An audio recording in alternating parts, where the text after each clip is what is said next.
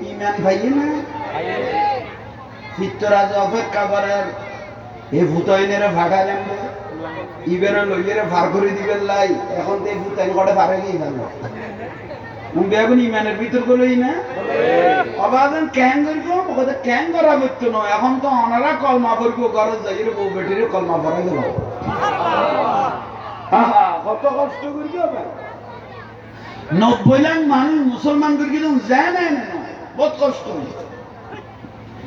ধীরে ধীরে ধীরে ধীরে মুসলমান করতে করতে করতে করতে এইবার নেটওয়ার্ক বড়ই না যাক পৃথিবী এখন খড়া আছে খবর খবর পাই দিবি আনাসাগরের ফাড়ের মধ্যে আছে আনাসাগরের ফাড়ে গাছতলা অবস্থান করে কবু একখান খামগর তথ্য যাতে ক্ষমতা আছে আনাসা করিবে গিরিবে লাগবে